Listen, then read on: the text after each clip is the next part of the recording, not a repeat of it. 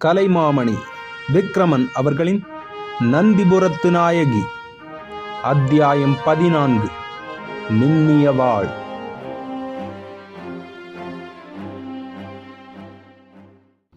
கண்ணீர் திரை எதிரே கருநீல திரைக்கடலின் தோற்றமே எங்கும் நிறைந்திருந்ததை கண்டான் அருண்மொழி. பாய்மரத்தில் இழுத்து கட்டப்பட்டிருந்த பாய்களிலே காற்று மோதியது. அதனால் களம் நகர்ந்தது, வேகமாக நகர்ந்தது. களத்தில் உள்ளோர் களிப்புறும் அளவிற்கு களம் சென்றது. சாதகமான காற்று தொடர்ந்து 15 நாட்களுக்கு குறையாமல் வீசும். அதனால் குறிப்பிட்ட இடத்தை குறிப்பிட்ட நாட்களுக்கு முன்னரே அடைந்து விடலாம். களத்தில் உள்ள பயணிகளுக்கு களிப்பு பொங்கியது. வணிகர்களுக்கு புது தெம்பு பிறந்தது. அவர்கள் மேல்தளத்தில் நின்று பார்வையை நாற்புறமும் சுழலவிட்ட வண்ணம் இருந்தனர். பாய்மரத்துக்கு மேலாக கூம்பு இருந்தது. அதன் மீது கலிங்க கொடி அசைந்தாடி பறந்தது. கொடியின் கீழே 7-8 வெண்பறவைகள் கயிற்றின் மீது அமர்ந்திருந்தன. முல்லைத்தீவில் களம் புறப்பட்ட போதே அவை களத்தில் வெவ்வேறு இடத்தில் அமர்ந்து சுற்றி சுற்றி வந்தன. பொழுது சாயத் தொடங்கியதும் அவை மீண்டும் ஓரிடத்தில் கூடின. அவை ஒன்றை ஒன்று பார்த்து கொண்டன. அவற்றின் மொழியில் ஒன்றோடு ஒன்று பேசிக்கொண்டன. மெல்லிய கீச்சு குரலில், நாம் இந்த களத்தோடு செல்கிறோமா என்று கேட்டுக்கொண்டன. இல்லை இல்லை, நமக்கு என்ன கவலை? முல்லைத்தீவில் கிடைக்கும் கனியை விட்டுவிட்டு களத்தோடு செல்வதால் நமக்கு பயன் என்ன? நாம் போய்விடுவோம் என கூறின. ஜிவ்வென்று அவை பறந்து சென்றன. ஒரே ஒரு வெண்பறவை மட்டும் அந்த கூம்பின் மேலேயே அமர்ந்திருந்தது. கொடி பறப்பதை பார்த்து ரசித்ததா, மெல்லிய அலைகள் களத்தின் பக்கவாட்டில் வந்து மோதுவதைக் கண்டு மகிழ்ந்ததா, எல்லாவற்றிற்கும் மேலாக திசை திரும்பும் பெரும் சுக்கான் சக்கரம் அருகே நின்று கொண்டிருந்த அருண்மொழியின் வனப்பை கண்டு வியந்ததா? அந்த பறவை கூம்பி நின்று பறந்து வந்து பாய்மரக் கயிற்றின் மீது அமர்ந்தது. பிறகு சுற்றி வந்து நூலேணி மீது அமர்ந்தது. பொழுது சாய்ந்து கொண்டிருந்தது. அதற்கு ஒன்றும் தோன்றவில்லை. அதன் மற்ற தோழர்கள் இருந்திருந்தால் அது தன் கீச்சு குரலில் பேசிக்கொண்டிருக்கும். அவர்கள்தாம் முன்பே பறந்து சென்று விட்டனரே.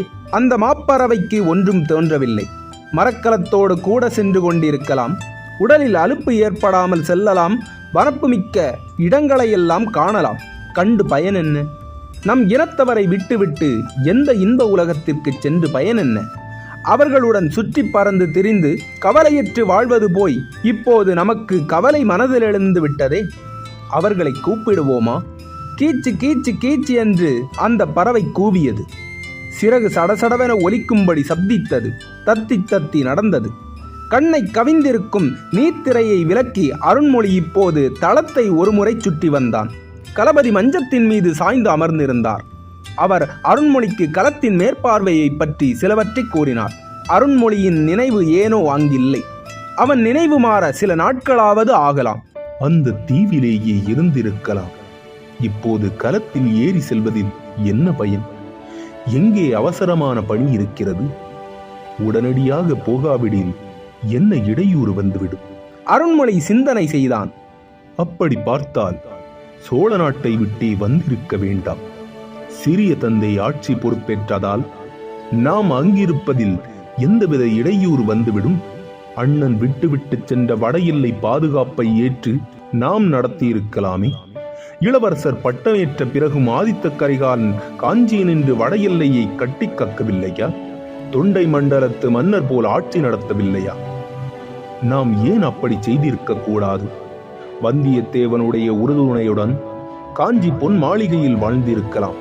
தந்தையை சில காலம் பொன் மாளிகையில் வந்து வாழுமாறு ஆதித்த கரிகாலன் செய்ய ஆசைப்பட்டார். அவர் எண்ணம் ஈடேறவில்லை. நாமாவது தந்தையை அழைத்து வந்து காஞ்சியில் தங்குமாறு செய்திருக்கலாம். அண்ணனின் கடைசி ஆசையை ஈடேறச் செய்திருக்கலாம். அதை செய்யாமல் ஏன் புறப்பட்டோம்? ஆகா, ஆதித்த கரிகாலன்! அவரை நினைக்கும் போது என் உடல் சிலிர்க்கிறதே. என் தமக்கையார் அடிக்கடி கூறுவார், திருப்புரம்பியத்தில் வாளை சக்கரம் போல் சுழற்றிய முப்பாட்டனார் ஆதித்த சோழ தேவரின் வீர சாகசத்தை பற்றி. அப்போது இந்த மாவீரரை கற்பனை கண்களால் காண முயல்வேன். அவரது பேரர் ராஜாதித்தரின் அஞ்சா நெஞ்சத்தை பற்றி கூறுவார். அந்த மாவீரரை ஒரு சமயம் நாற்புறமிருந்து 4 வகை நாட்டு போர் வீரர்கள் சூழ்ந்தனராம். இரட்டர்களும் வைதும்பர்களும் பாணர்களும் கதம்பர்களும் சூழ்ந்து தாக்க முயன்றனர். அப்போது ராஜாதித்தர் செய்த வீரப்போரை நினைக்கையில் நான் அந்த மாவீரனின் தோற்றத்தை நினைக்க முயல்வேன். அந்த பொழுதிலெல்லாம் என் அகக்கண் முன் என் தமையனார் ஆதித்த கரிகாலரே தோன்றுவார். ஆதித்த சோழரும் ராஜாதித்தரும் சேர்ந்து மறுபிறவி எடுத்து கரிகாலராக பிறந்தனரோ? ஏறு போன்ற பீடு நடை கொண்ட அஞ்சா நெஞ்சம் ஆதித்தரை அரசராக அடைய முடியா கொடும்பேறு பெற்றுவிட்டதே இந்த சோழ நாடு. யார் செய்த தீவினையோ இளவயதிலேயே அந்த நன்மகன் மாண்டனரை. ஆஹா, என் மூத்தவரை மாளச் செய்தார்கள், துன்ப முடிவு ஏற்படுத்தினார்கள். மகனை பிரிந்து மாளா துயருமாறு என் தந்தையை வாடச் செய்த சதி யார் செய்த சூழ்ச்சி? ராஜ்யபார ஆசை யாரை விட்டது? அதனால்தானோ இளைய பிராட்டியார் என்னை நாட்டை விட்டு எங்கெல்லாம் சுற்றி அலைய தூண்டினார். சோழ நாட்டிலேயே இருந்தால் சதி சூழ்ச்சியில் தொடர்பு கொள்ளுமாறு எவராவது செய்யலாம். நாம் விரும்பாமலே நம்மை சிக்கிக் கொள்ளுமாறு செய்யலாம். இல்லாவிடில் வானர்குல வீரர் வந்தியத்தேவன் மீது ஆதித்த கரிகாலனை கொன்ற பழியை சுமத்தி இருப்பார்களா? நல்ல வேளையாக நாம் இருந்தோம். நம் சொல்லை கேட்பவர்கள் இருந்தார்கள். நம் பேச்சில் நம்பிக்கை வைத்தவர்கள் இருந்தார்கள். அந்த அபாண்டமான பழியினின்று வந்தியத்தேவனை நாம் விடுவித்தோம். நம் பேச்சை எல்லோரும் ஏற்குமாறு செய்தோம். சோழ நாட்டிற்கு உதவுவதற்காக வந்த அந்த வீரனுக்கு கிடைத்த பழியை நினைக்கும் போது காலம் செய்யும் கோலத்தை வியக்காமல் இருக்க முடியவில்லை. பழி, அவதூறு, துன்பம் இவ்வளவும் ஏற்பட்டாலும் வந்தியத்தேவர் மிக பாக்கியசாலி. அவர் பெற்ற பேரு இதற்கு முன்பு எந்த நாட்டு வீரரும் பெற்றிருக்க மாட்டார்கள். இனியும் பெறுவரோ என்பதும் ஐயமே. சோழ நாட்டு பெருந்தனக்காரர்கள் வியக்கும் மதிநுட்பம் படைத்த அவர் மக்களால் போற்றப்படும் என் சகோதரி இளைய பிராட்டியாரின் பேரன்பும் பெற்றுவிட்ட அதிர்ஷ்டம் ஒன்றே போதுமே. எத்தனையோ மாவீரர்கள் இளைய பிராட்டியாரின் இன்சொல் பெற துடித்து நிற்கும் போது வானர்குலத்து வீரர் எளிதிலே என் தமக்கையாரின் இதயம் கவர்ந்து விட்டாரே. அதற்காகவாவது அவருக்கு கடுந்தண்டனையை கொடுக்க வேண்டும். என்ன தண்டனை கொடுக்கலாம்? ஆயுள் தண்டனை கொடுக்க வேண்டும். சோழகுல கொடி படர கொழுக்கொம்பாய் என்றென்றும் நின்று தவழும் தண்டனையை கொடுப்போம். நாம் வரும் வரை அவர்கள் காத்திருப்பார்களா? தந்தையின் அனுமதி பெற்று அவர்கள் திருமணம் நடந்திருக்கும். திருமண ஓலை எனக்கு எந்த இடத்திற்கு அனுப்புவார்கள்? முல்லைத்தீவை தாண்டி ஒரு காத தூரம் சென்று கொண்டிருக்கும் மரக்கலத்திற்கு வந்து சேர எந்த பறவையின் கழுத்தில் கட்டி அனுப்புவார்கள்? ஆம், அப்படித்தான். அதோ வெண்பறவை தத்தி தத்தி நடந்து வருகிறதே, ஓலை கொண்டு வருகிறதோ? அருண்மொழி அதன் அருகே சென்றான். அந்த களத்தை விட்டு பறந்து சென்றுவிட திட்டமிட்ட அந்த பறவை அருண்மொழி அருகே வந்தவுடன் விரைந்து பறந்தது. மேல்தளத்தில் ஏதோ சிந்தனையாய் அருண்மொழி நின்றிருந்தபோது ரவிதாசன் சதிகார வீரர்களை தேடிச் சென்றான். அருண்மொழி தளத்தை ஒருமுறை சுற்றி வந்தான். இப்போது அந்த பறவை பறந்து வந்து மீண்டும் கூம்பு கயிற்றின் மீது அமர்ந்தது. அருண்மொழி தனக்குள்ளே நகைத்தான். அவனுக்கு அந்த பறவையை கண்டு இரக்கம் ஏற்பட்டது. கடற்பறவை இனத்தினின்று பிரிந்துவிட்ட அதை எண்ணி அவனால் இரக்கப்படாமலும் இருக்க முடியவில்லை. திருமால் அடியவர் ஒருவர் பாடிய பாடல் ஒன்று அவன் நினைவுக்கு வந்தது. அந்த பெரியவர் இதுபோன்று கடல் கடந்து களத்தில் சென்றிருக்க வேண்டும்.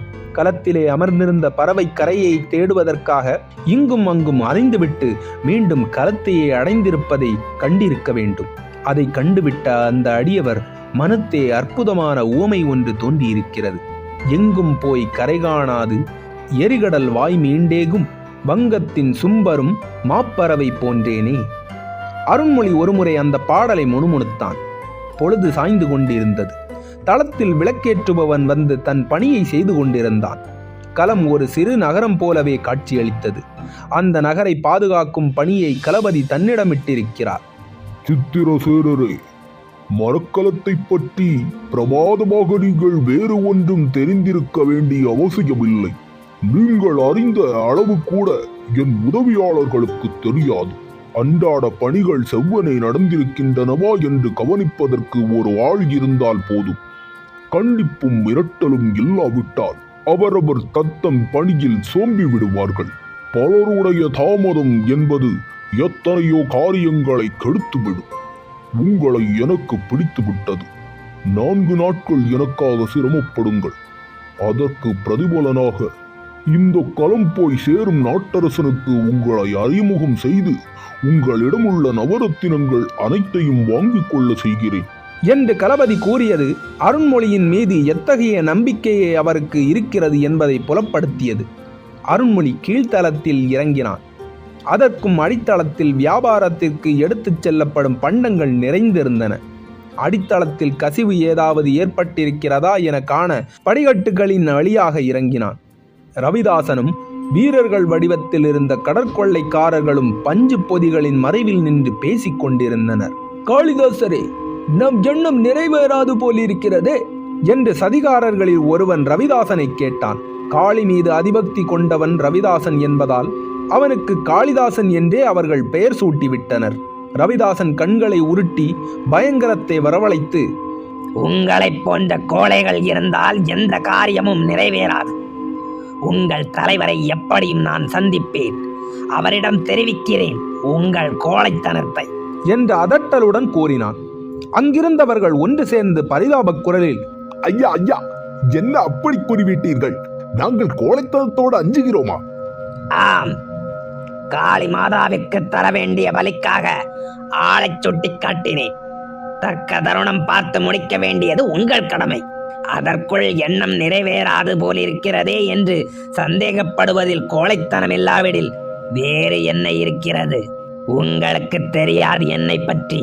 ரவிதாச கிரமவித்தன் இப்படி களத்தில் வேறு வேலையின்றி பயணம் செய்பவன் அல்லன். எனக்கு இருக்கும் வேலை ஏராளம். இதுவரை நான் திட்டமிட்டு அவை நிறைவேறாது இருப்பதென்பது குறைவு. என் பூஜைக்கு வேண்டியதெல்லாம் காளி மாதாவிற்கு பலிதான். ஜெகன் மாதாவின் பசிக்கு பலி கொடுப்பதன் மூலம் எதையும் சாதிப்பேன். என்னை ஒரு தேசத்து ராஜகுமாரன் ஒரு உதவிக்கு அழைத்திருக்கிறான். அவன் இழந்த நாட்டை திரும்ப பெற விரும்புகிறான். பழிக்கு பழி தீர்க்க விரும்புகிறான். அவன் இந்த ரவிதாச கிரமவித்தன் பெயரில் பெரும் மதிப்பு கொண்டவன். அவன் எண்ணும் ஒவ்வொரு காரியத்தையும் முடிக்கவும் ஒவ்வொரு பலி, 3 பலிகள். ரவிதாசனால் அகோர சிரிப்பை அடக்க முடியவில்லை. 1, 2, 3 என்று விரல் விட்டு எண்ணினான். 1 முடிந்தது, 2வது முடியும், 3வது முடிக்க விரைவேன் என்று அவன் கூவியது அவர்களுக்கு புரியவில்லை. என்ன கூறுகிறீர்கள் ஐயா? பயத்துடன் வினவினர். என்ன கூறுகிறேனா? வெளியில் விளக்கெண்ணெய் போட்டு எடுத்த காரியத்தை விரைவில் முடிக்குமாறு கூறுகிறேன். சித்திரசேனன் இந்த களத்தை பாதுகாக்கும் பொறுப்பை ஏற்பார் என நாங்கள் எதிர்பார்க்கவே இல்லை. எல்லாம் திட்டப்படி நடப்பதென்றால் சரி செய்யும் உங்களுக்கு மூளைக்கு வேலை இல்லை. புரியவில்லையே. சக்தி இருந்தால் போதாது, புத்தியும் வேண்டும். சொல்வதை தெளிவாக சொல்லுங்கள் ஐயா. காளியின் ஆதாரம் உங்கள் கைக்கு வந்து விடாது. நீங்களாகவே அதை தேடி போக வேண்டும். அதை சுற்றி மெய்க்காவலர்கள் இருக்கட்டுமே, நீங்களும் களத்தின் வீரர்கள் தானே. அந்த பொறுப்பை ஏற்க முடியாதா? நாளைய தினம் உங்களில் இருவர் அவர்களோடு சேர்ந்து விடுங்களேன். ரவிதாசன் ஏதோ புதிரவிழ்த்தது போல் தலையை அசைத்தான். அப்போது மேல்தளத்து நின்று யாரோ பலர் ஓடி வரும் ஓசை கேட்டவுடன் அவர்கள் அங்கிருந்து விரைந்து தனித்தனியே பிரிந்தனர். விரைந்து ஓடி வந்தவர்கள், சித்திரசேனரே, சித்திரசேனரே என்று மூச்சு திணற கூவினர். அருண்மொழிவர்மன் மேல்தளத்து படிக்கட்டுகளில் ஏறி வந்து கொண்டிருந்தான். 2வது தளத்தில் பிரயாணிகள் தனித்தனியே அமர்ந்து பேசிக் கொண்டிருந்தனர். களம் நகரவில்லை. ஏதோ புதைகுழியில் சிக்கி தடுமாறுவது போன்ற உணர்வு சித்திரசேனருக்கு தோன்றியது. மேல்தளத்திற்கு சித்திரசேனன் விரைந்தான். இருக்கையில் அமரவும் முடியாமல் நிற்கவும் முடியாமல் களபதி தவித்துக் கொண்டிருந்தார். விரித்திருந்த பாய்மரத்தில் காற்று விர் விர் என்று தாக்கிக் கொண்டிருந்தது. அந்த காற்று வீசும் வேகத்திற்கு களம் விரைந்து சென்றிருக்க வேண்டும். ஆனால் களம் நகர முடியாமல் திணறிக் கொண்டிருந்தது. நன்றாக இருட்டி இருந்ததால் ஒன்றுமே புரியவில்லை. கர் கர் என்று பாய்மர கயிறுகள் செய்யும் ஓசை தெளிவாக கேட்டது. சடபட என்று பாயில் காற்று மோதுவது தெளிவாக கேட்டது. கரகர கர என்று ஒன்றோடு ஒன்று மோதுவதால் எழும் ஓசையும் கேட்டது. தளத்தில் எரிந்த விளக்குகளின் ஒளியில் கலந்து பணியாளர்கள் இங்குமங்கும் ஓடுவதும் நூலேணி வழியாக கூம்பின் மீது ஏறுவதும் இறங்குவதுமாக பரபரப்பு மிகுந்திருந்தது. சித்திரசேனன் களபதியிடம் வந்து சேர்ந்து, என்ன என்ன நேர்ந்தது என பரபரப்புடன் கேட்டான். பாறையிலே களம் மோதி விட்டதா? கரை தட்டி விட்டதா என்று வினவினான். பாறையில் மோதி இருந்தால் சுக்கு நூறாயிருக்கும். களம் நகராமல் கடலடியில் ஏதோ பிடித்திருக்க வேண்டும் என்றார் களபதி. பிறகு ஏதோ யோசித்து சித்திரசேனனை நோக்கி, பாயை சுருட்ட உத்தரவிடுங்கள் என்று கூறினார். விரைந்து பாயை சுருட்டுங்கள், மேல் கயிற்றை இழுத்து கட்டுங்கள் என்று சித்திரசேனன் வாயில் கையை வைத்து குவித்து உரத்த குரலில் கூறினான். அதற்குள் பாயில் ஓரிரு இடங்களில் கிழிசல் ஏற்பட்டு விட்டது. களம் நகராமல் பாயை மட்டும் விரித்து வைத்திருந்தால் காற்று தாக்குவதால் கூம்பு முறிந்துவிடும் என்று களபதி கூறினார். மையிருள் எங்கும் சூழ்ந்திருந்தபடியால் அவர்களால் ஒன்றுமே செய்ய முடியவில்லை. கவலை மிகுதியால் மேல்தளத்திற்கு வந்துவிட்ட வணிகர்களையும் மற்றவர்களையும் சித்திரசேனன் நல்ல வார்த்தை கூறி கீழ்த்தளத்திற்கு அனுப்பினான். காளியின் கோபம் என்று ரவிதாசன் மற்றவர்களிடம் கூறிக்கொண்டிருந்தது பரபரப்புடன் அலைந்து கொண்டிருந்த சித்திரசேனனின் செவியில் விழுந்தது. களம் நகராததற்கு ரவிதாசன் காரணமாயிருப்பானோ என்று ஒரு கணம் எண்ணினான். ரவிதாசனின் நடவடிக்கைகளை பற்றி முன்பே அவன் அறிந்திருந்தான்.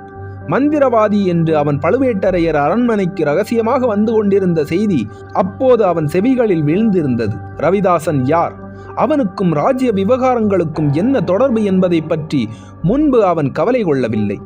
இப்போது ரவிதாசனை பற்றி அறிய வேண்டிய சந்தர்ப்பம் வந்துவிட்டது. கீழ்த்தளத்தில் அவன் வீரர்களுடன் சற்று முன்பு பேசியதும் அவன் அறிந்திருந்ததால் ரவிதாசனை விசாரிக்க வேண்டிய கட்டாயம் அருண்மொழிக்கு ஏற்பட்டுவிட்டது. காளி, பலி, தாமதம், காளியின் கோபம், ரவிதாசனின் சொற்களுக்கும் களம் நகராததற்கும் தொடர்பு இருக்க வேண்டும் என கருதினான்.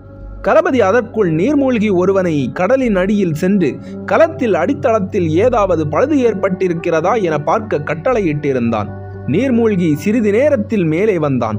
அவன் உடலின் பல இடங்களிலிருந்து இரத்தம் கசிந்து கொண்டிருந்தது. தளத்திலிருந்த மங்கிய தீவர்த்தி ஒளியில் நீர்மூழ்கியின் உடலில் பல பாகங்களில் வடிந்து கொண்டிருந்த இரத்த துளிகளை பார்க்க பயங்கரமாயிருந்தது. என்ன என்ன என்ன நேர்ந்து விட்டது என சித்திரசேனன் கூவினான். கவலைப்படாதீர்கள் சித்திரசேனரே, களத்தை தடுப்பது எவை என்பது புரிந்துவிட்டது.